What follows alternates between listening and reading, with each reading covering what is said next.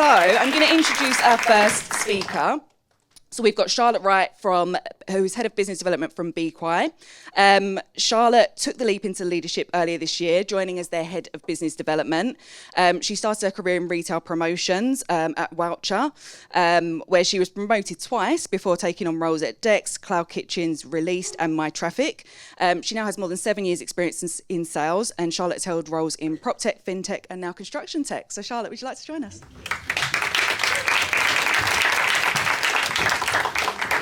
Brilliant. First of all, thank you, Charlene and James, for a wonderful introduction, and thank you all for joining us here tonight. I'm very happy to be going first because we've got some fantastic speakers coming up, so I'll be sitting back and watching those shortly. But first, I'd like to share a little bit about my experience in sales, and particularly why I think it's so important to have diverse sales teams.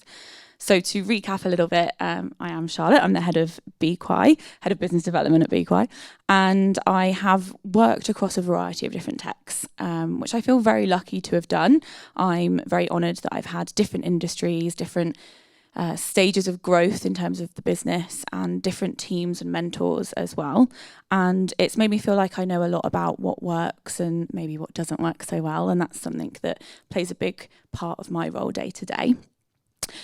I always reflect on those previous experiences, and it was no different when trying to think of a topic to talk about today.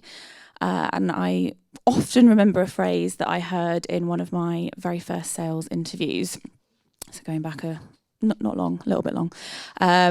And I was firing off applications fresh out of uni and got invited to a grad day. And I thought, oh, this is really fun. This is so easy. You just sat around a table in a group. We're chatting about our experience, our ambitions. And halfway through the day, they cut the group. And I thought, well, I'm still here, so I'm definitely nailing this. The next stage was a bit more of a traditional interview. And it was a panel of 3 of them and just us as individuals.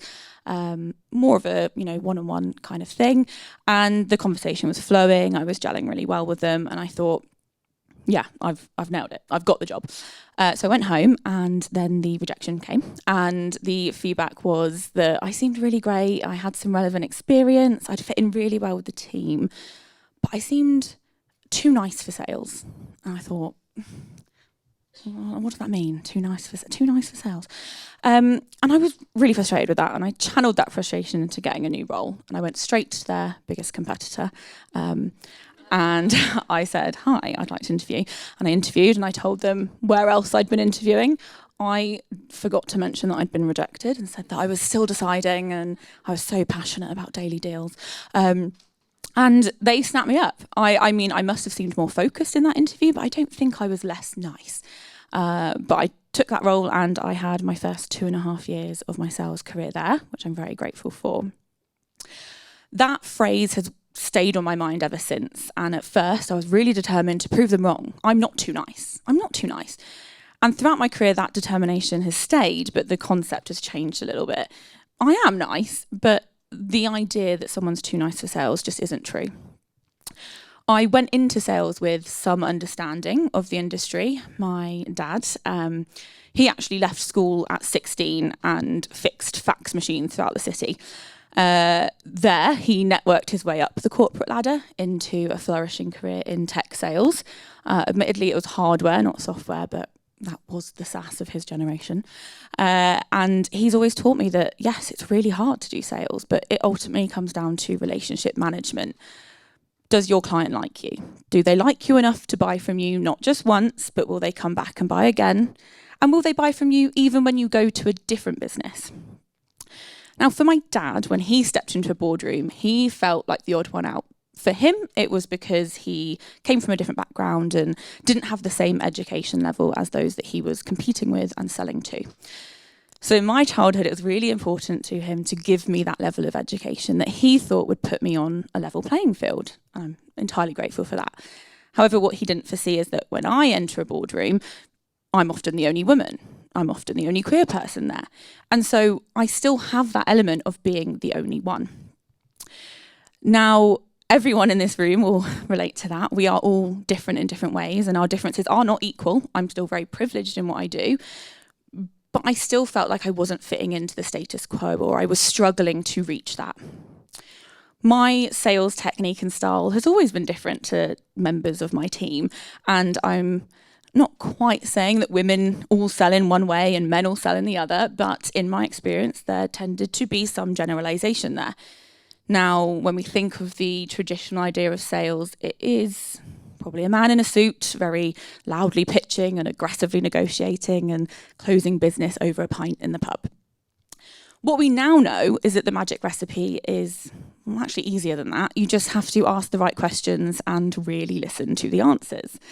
So how do I get my customers to open up to me about their challenges and their objectives?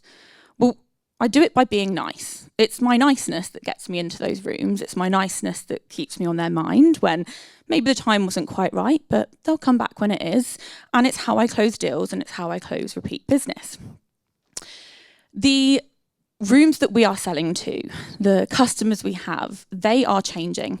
And to not have a diverse team is detrimental to your business. I have had experiences where some of my clients probably do benefit from a different sales style. Unfortunately, they will listen to a man more or somebody that's older, and I'll pass them to another colleague. But for every time that's happened, there's been 2 more instances where actually some account that my team is struggling with has been passed to me and my approach has worked. What I want to say is that our differences are what make us important and valuable as salespeople.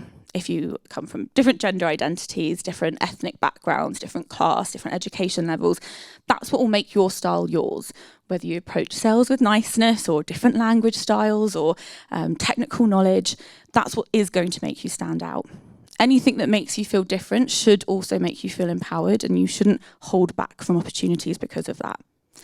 So if you're at the point in your career, or when you reach the point in your career where you can influence it, hiring teams, remember that and push for diversity.